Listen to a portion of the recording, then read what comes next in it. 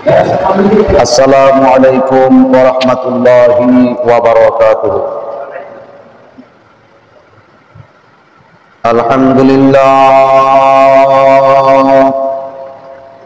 আলহামদুলিল্লাহি রাব্বিল আলামিন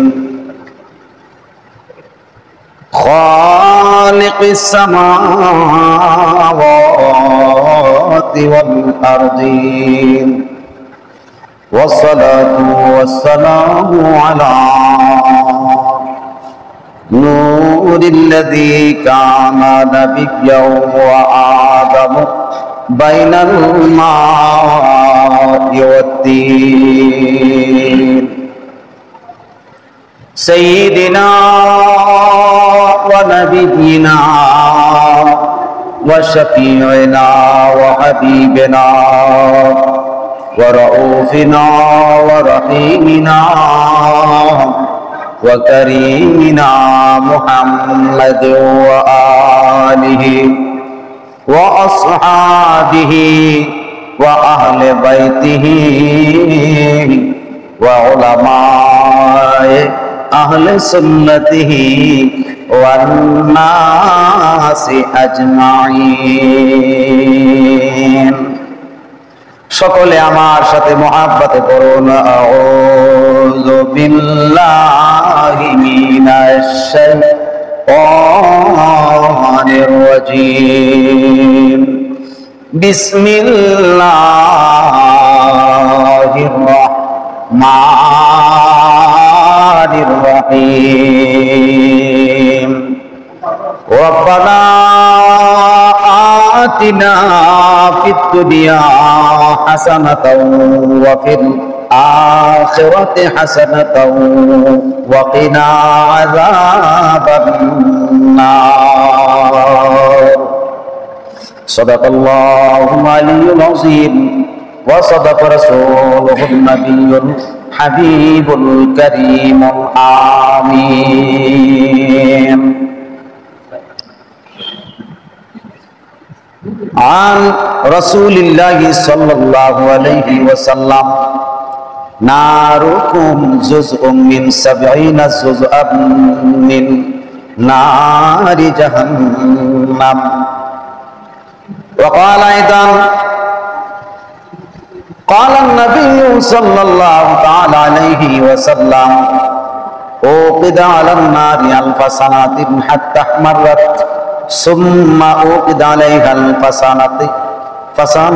سنة حتى ابيضت ثم أوقد عليها 1000 سنة حتى اسودت فهي سوداء مظلمة. رواه الترمذي أو كما قال عليه الصلاة والسلام. إن الله وملائكته يصلون على النبي يا أيها الذين آمنوا صلوا عليه وسلموا تسليما. صل على حبيب خدا صل على محمد صل على حبيب خدا صل على محمد صل على رسول خدا صل على محمد. মানব বেশে ফুটল ফুল নজির বিহীন। মানব বেশে ফুটল ফুল নজির বিহীন। ফুলের আসে দেশে দেশে ঘুরি দিনহীন।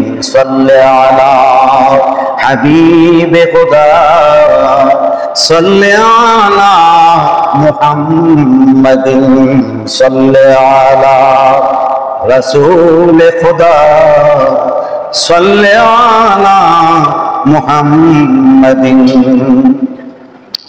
সুবাসিত করল ফুল তুলনা বিহীন সুবাসিত করল ফুল তুলনা বিহীন যার অতুল কায়া ছায়া বিহীন সাল্লাল্লাহু আলা হাবিবে খুদা সাল্লাল্লাহু আলা মুহাম্মাদিন সাল্লাল্লাহু আলা রাসূল খুদা সাল্লাল্লাহু আলা মুহাম্মাদিন জিকির কর মন সে নামে যে নামে সব অধীন জিকির কর মন সেই নামে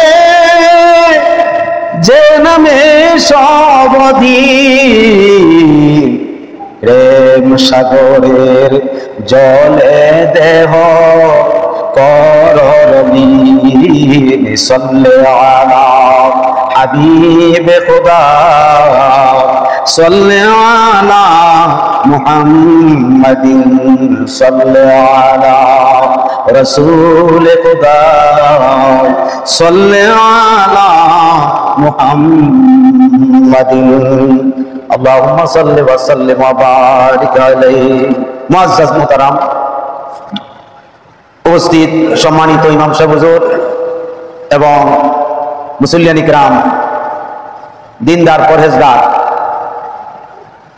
মহান আল্লাহ রাব্বুল আলামিনের দরগাহে কোটি কোটি শুকরিয়া জ্ঞাপন করছি যিনি আমাদেরকে এই জিলহজ চাঁদের চতুর্থ জুমায় ঐতিহ্যবাহী মালাপাড়া পূর্বপাড়া জামে মসজিদে আসার এবং জুমার নামাজ আদায় করার তৌফিক দিয়েছেন মহাব্বতে পড়ি আলহামদুলিল্লাহ। একটু জোরে সরে বলেন আলহামদুলিল্লাহ।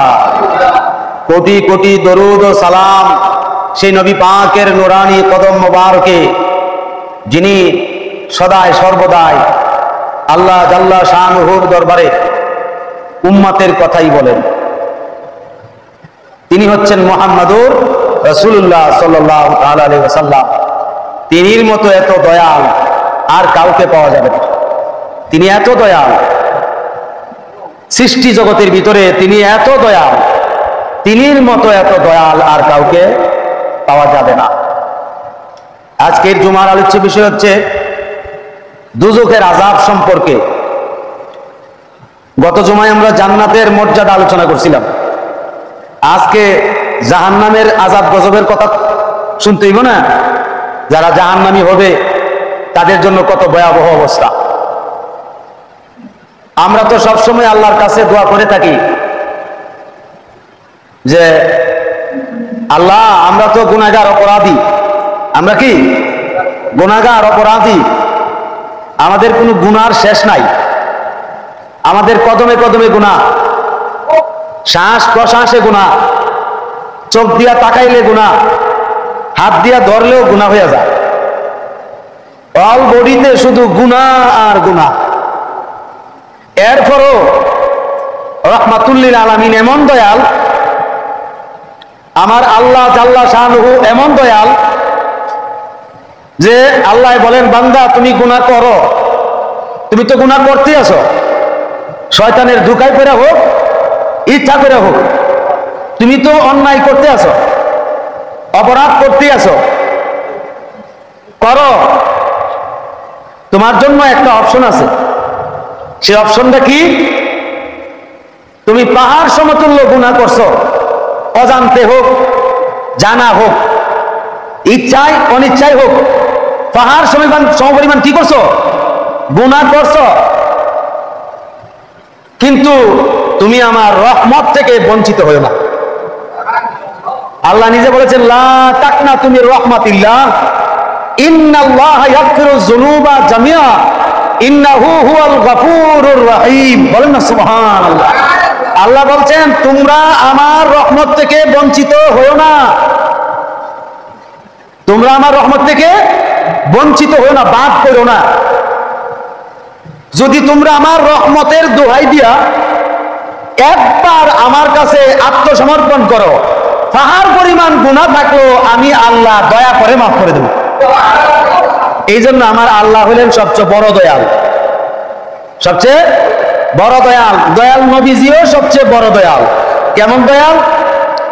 পাহাড় পরিমাণ গুনাহ লইয়া হাসরে উঠবো, আপনিও উঠবেন, আমি উঠতে হবে। কারণ আপনার আমার জিন্দেগি তালাশ করলে নিজে নিজে যদি আপনি তালাশ করেন গুনাহ ছাড়া কিছু পাইতেন না। আর যে নেক আমল করছি এটা দিয়া যে পারিতাম পারামির কোনো গ্যারান্টি নাই। তো আল্লাহর হাবিব তিনি এমন রহমত, আল্লাহ বলছেন না যে আমার রহমত থেকে বঞ্চিত হয় না। সমস্ত সৃষ্টি জগতের রহমত হলেন একমাত্র নবীজি, ঠিক কিনা? আল্লাহ নিজে বলেছেন ওয়ামা আরসালনাকা ইল্লা রাহমাতাল লিল আলামিন। আল্লাহ বলেন হাবিব আমি আপনাকে দুনিয়ার জমিনের জন্য রহমত বানাইছি না। আমার যত আলম আছে, আমার যত দুনিয়া আছে, আমার যত জগৎ আছে, সব জগতের একমাত্র রহমত আপনি নবী নিজে। তো আল্লাহ এই কথাই কইছে গুনাহ করবে পাহাড় পরিমাণ, কিন্তু আমার নবী যে রহমত, ওই রহমত থেকে তোমরা বাদ করো না।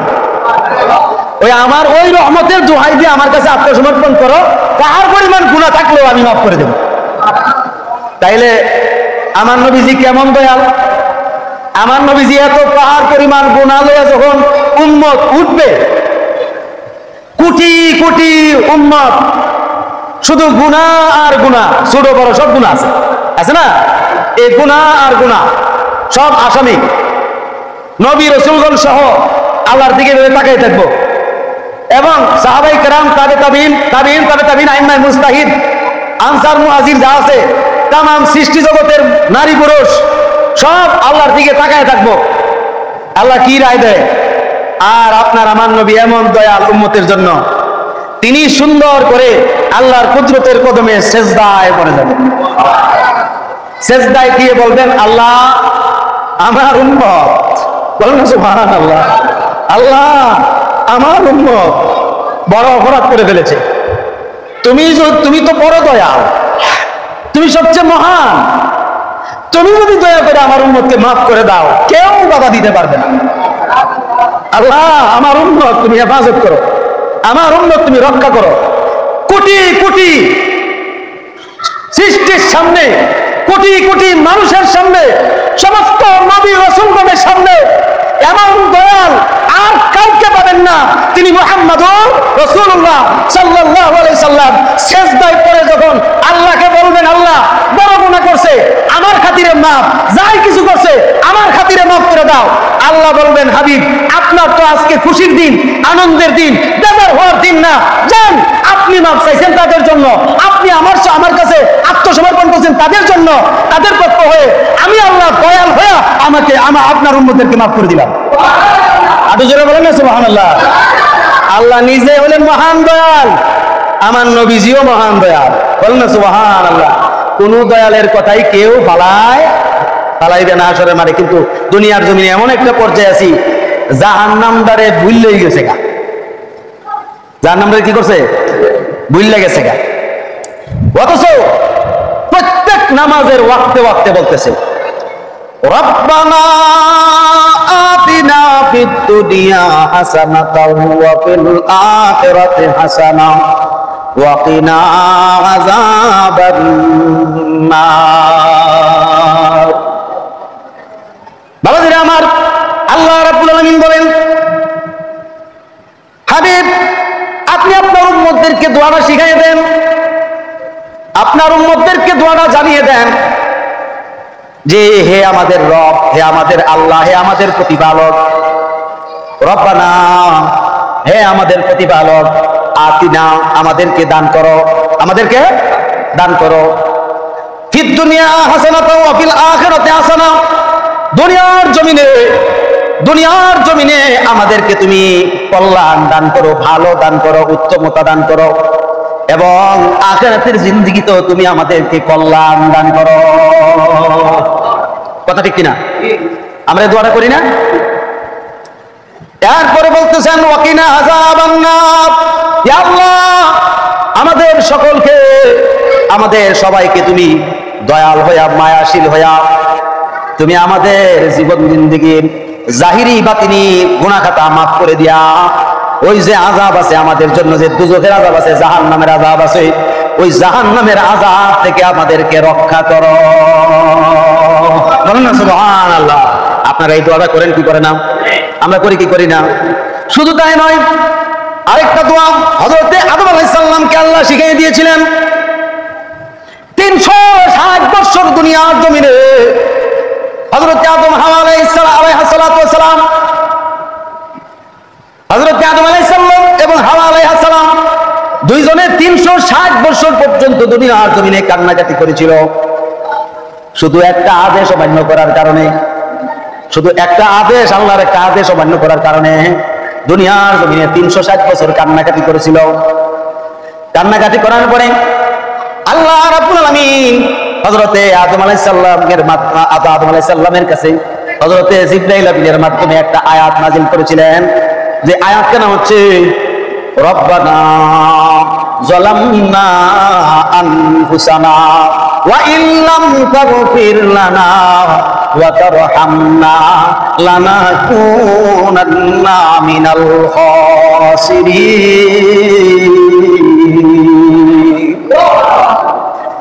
আল্লাহ রাব্বুল আলামিনের কাছে দোয়া করলেন আদম আলাইহিস সালাম, হে আল্লাহ, আমরা নিজেদের নফসের উপরে জুলুম করেছি, তুমি যদি আমাদেরকে দয়া করে মাফ না করো তাইলে আমরা দুইজনেই ক্ষতিগ্রস্ত হয়ে যাব।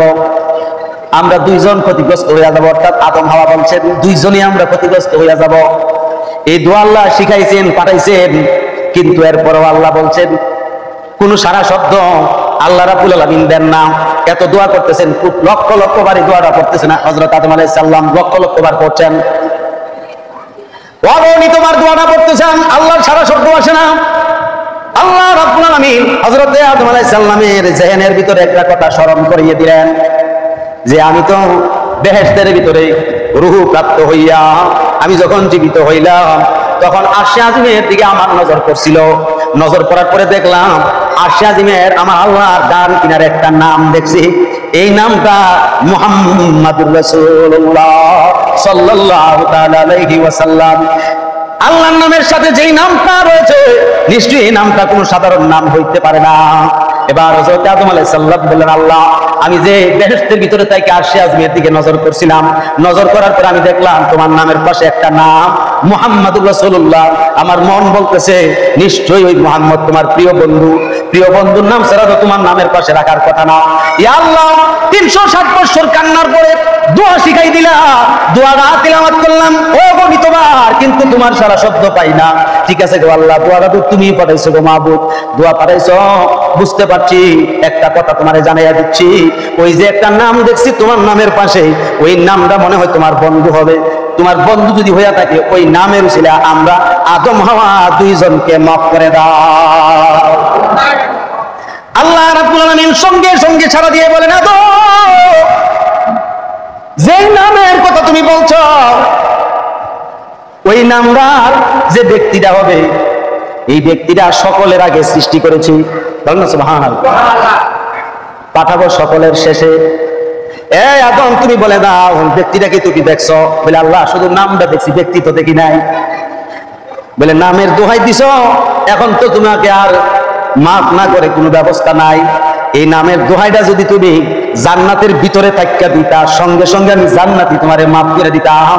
যাও যাও, 360 বছর অনেক পরিশ্রম করছো তোমরা আদম হাওয়া, আমি তোমাদের দুইজনকে আমার এই বন্ধু কামলিওয়ালার খাতিরে মাফ করে দিলাম।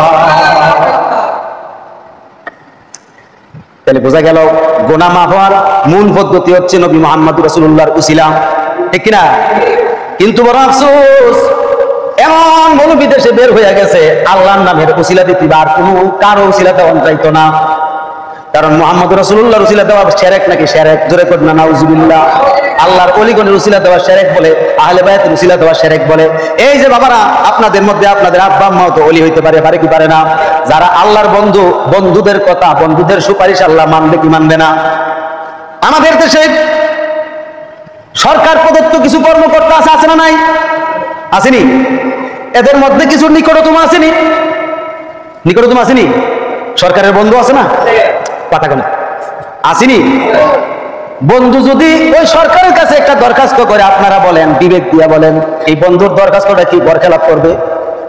হ্যাঁ, ব্যবহার খেলাপ করবো? এটা কার্যকর করতো না? ঠিক তদ্রুপ আমি জিজ্ঞেস করি, আদম হাওয়া থেকে, আদম আলাইহিস সালাম থেকে শুরু করে ঈসা রুহুল্লাহ পর্যন্ত 1,24,000 পয়গম্বর কার বন্ধু? আল্লাহর বন্ধু। জোরে কর না করে। মতান্তরে 2,24,000 পয়গম্বর কার বন্ধু? আল্লাহর বন্ধু। ওই যে 1 লক্ষ অথবা 2,24,000 পয়গম্বর যদিও আল্লাহর বন্ধু, আমার আপনার মুহাম্মদুর রাসূলুল্লাহ সাল্লাল্লাহু আলাইহি সাল্লাম তিনিও তো আল্লাহর বন্ধু। তো এই বন্ধু আর ওই বন্ধুদের মধ্যে বেশ কম আসেনি? জোরে কর না, আসেনি কম। এই বন্ধু যদি আল্লাহর কাছে যে দরখাস্তটা করে, আপনারাই বিবেক দিয়া বলেন এই বন্ধুর দরখাস্তটা বুঝি বাদ? হ্যাঁ, বাদ। এই বন্ধুর দোহাই দেওয়ান যাইতো না, কেমন বীজ ঢুকাই দিছে মানুষের অন্তরে। নাউজুবিল্লাহ বলবেন না? কথাই বলে গ্রামের ভাষায়, জারু ছিল তুমি সিন্নি খাইলা, মোল্লা চিনলা না। কথা ঠিক নেই? যে নবীর মাধ্যমে কোরআন পাইছো, আল্লাহ চিনছো, ওই নবীর মানতে তোমার কষ্ট হয়, সমস্যা হয়। ওই নবীর দোহাই দিলে তোমার সমস্যা হয়, প্রবলেম হয়ে যায়। এই জন্য খবরদার, খবরদার, যাই কিছু করেন, নবীর সঙ্গে গাদ্দারি করলে ঈমান নিয়ে মরা সম্ভব হবে না। নবীর কথা, নবীর বিরুদ্ধে যদি কেউ কোন পরিমাণ যদি কেউ একটা কথা বলে, তার জায়গা হবে জাহান্নামে। জাহান্নাম ছাড়া কোনো জায়গা হবে না। এই জন্য আল্লাহর নবীগণের মাধ্যমে আল্লাহ পাক শুধু আল্লাহর কাছে দোয়া শিখাইছেন আর উসিলা বানাইছেন রহমাতুল লিল আলামিন। সাল্লাল্লাহু রাসূলুল্লাহ সালামুনিয়া, আরো মহাব্বত বানা সালাতুনিয়া রাসূল সালামুনিয়া। আসসালাম আয়ে নূরে চশমে আম্বিয়া, আসসালাম আয়ে বাদশাহে আউলিয়া, সালাতুনিয়া রাসূল সালামুনিয়া। এই জাহান্নামের আযাব সম্পর্কে বর্ণিত হাদিস রয়েছে। এর মধ্য থেকে আমি দুই একটা বর্ণনা করছি, কারণ সময় খুব কম। ওয়ান রাসূলিল্লাহ আলাইহিস সালাতু ওয়াস সালাম নারুকুম জুজউম মিন সাবঈনা জুজআম মিন নারি জাহান্নাম। এই হাদিসটা বুখারীতে আছে, মুসলিম শরীফে আছে। হুজুর পাক সাল্লাল্লাহু আলাইহি ওয়াসাল্লাম বলেন, দুনিয়ার আগুন, দুনিয়ার আগুন আসেনি? এই যে দুনিয়ার আগুন, দুনিয়ার আগুন জাহান্নামের আগুনের মাত্র 70 ভাগের 1 ভাগ তাপ। দুনিয়ার আগুনটা জাহান্নামের যে আগুন আছে না, এই জাহান্নামের আগুনের 70 ভাগের 1 ভাগ পরিমাণ তাপ। যদি দুনিয়ার আগুনটা তো আপনারা দেখেন, ধরন জানি, হ্যাঁ ধরন দেখ, আঙুল দিয়ে দেন যাবনি, শেষ। একটু বুঝার দরকার। জাহান্নামের 70 ভাগের 1 ভাগ সমপরিমাণ তাপ যদি দুনিয়ার আগুন হয়, দুনিয়ার আগুন যদি হয়, তাইলে আমি জিজ্ঞাসা করি, এই আগুনের চাইতে আরেকটা আগুন আছে রিডবল। এই আগুনটা হচ্ছে যুবতী নারী। কোন নারী? যুবতী নারী। দুনিয়ার আগুনে আঙ্গুল দিলে পুড়ে যা,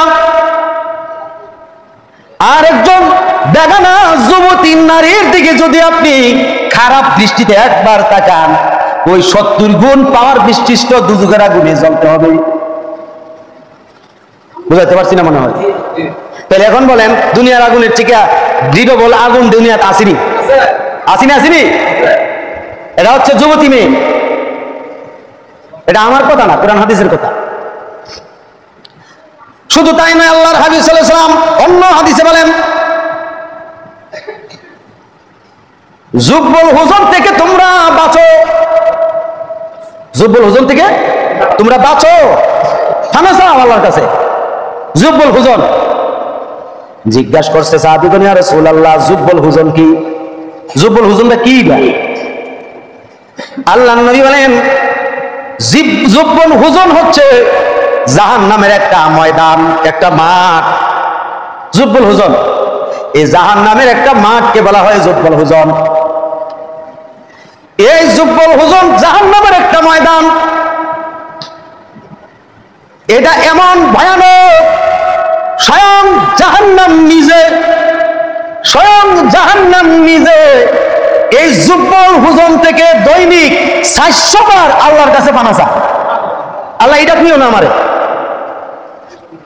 এই আমি জাহান্নামের তুমি এই ময়দানটা নিও না, এই জুব্বুল হুজুনে নিও না। সাহাবীরা জিজ্ঞাসা করলো, ইয়া রাসূলুল্লাহ, এই জুব্বুল হুজুনের ময়দানে এক রকম আযাব আর জাহান্নামের ভিতরে আরেক রকম আযাব। জাহান্নামের যে আগুন ভয়ানক, জাহান্নামের আগুনটা 70 ভাগের 1 ভাগ তাপ হলো দুনিয়ার আগুন। এই দুনিয়ার আগুন যেটা সেটা রিডবল আগুন হলো একটা যুবতী মেয়ে। আল্লাহ আমি জানতে চাই, আমরা সাহাবীরা, ইয়া রাসূলুল্লাহ, আমরা এই সাহাবীরা জানতে চাই আপনার কাছে, এই জুব্বুল হুজুন ময়দানটাতে কোন ধরনের মানুষ থাকবে, কোন ধরনের মানুষ বসবাস করবে? আল্লাহর নবী বলেন, জাহান্নাম ভরপুর করব আল্লাহ কাফের মুনাফিক দিয়া, আর এই জুব্বুল হুজুন ভরপুর করব আল্লাহ পাক দুনিয়াবি মৌলবি দিয়া, দুনিয়াবি আলেম দিয়া। কি যে আলেমের ঈমান থাকবে না, ভিতরে ঈমান থাকবে না, দুনিয়ার জমিনে দেখা যাবে বড় মুসলমান, বড় ধরনের আলেম, কিন্তু অন্তরে মুনাফিক। অন্তরে কি মুনাফিক? দুনিয়ার মানুষ যদি অন্তরের কসর না দেখে, আল্লাহ দেখেনি। কথা বল না কেন?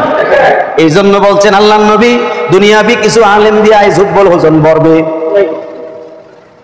যারা নবী বিদ্বেষী হবে, ইসলামকে উলটপালট করবে, আল্লাহর ওলিগণের বিদ্বেষী হবে। আছে না? যারা আল্লাহর ওলিদের বিদ্বেষী হয়, তারা আল্লাহর হাবিবের বিদ্বেষী হয়।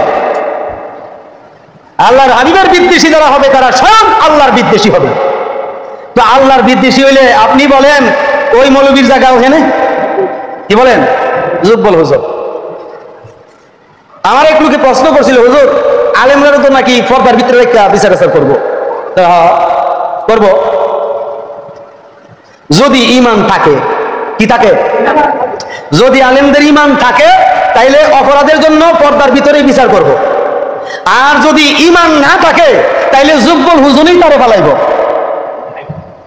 কথা বুঝাইছে? তাহলে বোঝা গেল জুব্বুল হুজুন কোন সাধারণ জায়গা না। আল্লাহর নবী বলছেন, এ দুনিয়ার আমার উম্মতরা, আলেম সমাজ, তোমরা জুব্বুল হুজুনকে ভয় করো, জুব্বুল হুজুনকে ভয় করো, জুব্বুল হুজুনের কাছ থেকে পানা চাও। কারণ এই জিহ্বা বড় মারাত্মক। এই জিহ্বা কি বড় মারাত্মক। সাবধান সাবধান, খবরদার খবরদার, এমন কথা বলা যাবে না যে কথা নবীজির বিরুদ্ধে হয়, এমন কথা উচ্চারণ করা যাবে না যে কথা নবীজির বিরুদ্ধে হয়, নবীজির প্রতি কুফরি করা হবে, নবীজির প্রতি কুফরি করা হবে, এমন কথা বলা যাবে না। কেননা সহিহ মুসলিম শরীফে আসছে, আল্লাহর নবী 1500 বছর আগে বলেছেন, আমার উম্মত শিরক করবে, আমি নবী ভয় পাই না। আমার উম্মত আমাকে বাজে কথা বলবে, কষ্ট দিয়ে কথা বলবে, এই জন্য আমি আমার উম্মতকে ভয় পাই। তাহলে বোঝা গেল জান্নাত জাহান্নাম নির্ধারণ হবে নবীজির মাধ্যমে। কার মাধ্যমে? কারণ আল্লাহ পাক বলবেন পরিষ্কার ভাবে, ইরফা রাসাকা ইয়া হাবিবি, হে আমার হাবিব মাথা উঠান, আজকে আপনি যা বলবেন তাই হবে হাসরের মাঠে। আপনি যা বলবেন তাই হবে হাসরের মাঠে। আপনি বলেন কি বলতে চান? আমাদের দেশে জজ সাহেব যে রায় দেয়, কার উপর ডিপেন্ড করে রায় দেয়? উকিলের আরজির উপরে। কিসের উপরে? ইয়া আছে না, মামলার ধারা আছে না, ধারা দেখবো, আরজি দেখবো, এরপরে রায়। কথা ঠিক নেই? আমার নবীজি উম্মতের জন্য কি রায় দিবেন, এটা আমার নবী জানে। কথা ঠিক কিনা? আমার নবীজি উম্মতকে কেন্দ্র করে কি আরজি আল্লাহর কাছে পেশ করবেন, এটা আমার দয়াল নবী জানেন। কথা ঠিক কিনা? নবীজিকে বলবেন, হাবিব আজকে দুনিয়ার জমিনে আপনি অনেক কষ্ট করছেন এই 63 বছরে, আমি আর আপনাকে কষ্ট দিতে রাজি না। আপনি কাঁদবেন না আজকে, আপনি শুধু বলেন কি চান। এখন আমি জিজ্ঞাসা করি, নবীজি কি মুনাফিক চিনে না? হ্যাঁ, বেঈমান চিনে না? কিয়ামত পর্যন্ত না কিছুদিনের জন্য? কিয়ামত পর্যন্ত সব মুনাফিক বেঈমান চিনে কি চিনে না? চিনবে কিনা? তো নবীজি তো মুনাফিকদের প্রতি কখনো দয়াল হবেন না, কাফেরদের প্রতি কখনো দয়াল হবেন না। তিনি দয়াল হবেন শুধু ইমানদারদের প্রতি, আর আমার আল্লাহ দয়াল হবেন শুধু আমার নবীজির দয়ালের উপর ডিপেন্ড করে আল্লাহ দয়াল হবেন। সুতরাং আল্লাহর হাবিবকে ওভারটেক করে শাফায়াত চালার কোনো যৌক্তিকতা নাই। আল্লাহ পাক আমাদের সকলকে জাহান্নাম থেকে হেফাজত করুন বলেন আমিন। জুব্বুল হুজুম থেকে উলামায়ে কেরামদেরকে রক্ষা করুন বলেন আমিন। বিশ্বের সমস্ত মুমিন মুমিনাতকে আল্লাহ পাক জান্নাতুল ফিরদাউস নসিব করুন বলেন আমিন। ওয়া আখিরি দাওয়ানা আনিল হামদুলিল্লাহি রাব্বিল আলামিন। একটা বিশেষ কথা আমি বলতে চাচ্ছি, এখানে অনেকে আছেন, আমার জার্নিটা তো বড় লম্বা, আমার অনেক কষ্ট হয় আসা যাওয়াটা। কালাম ভাই তো চিনে জানে সবকিছু, চিনা জানার পরও আমাকে যথেষ্ট আপনারা ইজ্জত সম্মান এই 2 বছরে করছেন, আদর আপ্যায়নও করছেন, কিন্তু আমি তো আর পারতেছি না। আমি আপনাদের জন্য আর 2টা জুমা পড়াইতে পারবো, 2টা জুমা 2টা জুমা পড়াইতে পারবো। এরপরে আপনাদের পছন্দ মতো আপনারা একজন জুমার খতিব রাখেন না রাখেন আপনাদের এখতিয়ার। বুঝতে পারছেন নি? আমার জন্য দোয়া করবেন। আমার আচরণে, আমার কথায়, আমার ব্যবহারে যদি কেউ কষ্ট পেয়ে থাকেন, আল্লাহর ওয়াস্তে আমাকে মাফ করে দিবেন। আর আমি আপনাদের প্রতি কৃতজ্ঞ। আমি আপনাদেরকে সবসময় স্মরণে রাখবো এবং যেখানে যাই, যত জায়গায় যাই, দোয়ার মাধ্যমে আপনাদেরকে স্মরণে রাখবো। এই হলো আমার শেষ কথাটা আর কি। যাই হোক, যারা সুন্নত পড়েন নাই 4 রাকাত কাবলাল জমা পড়ে নিন। আসসালামু আলাইকুম ওয়া রাহমাতুল্লাহি ওয়া বারাকাতুহু।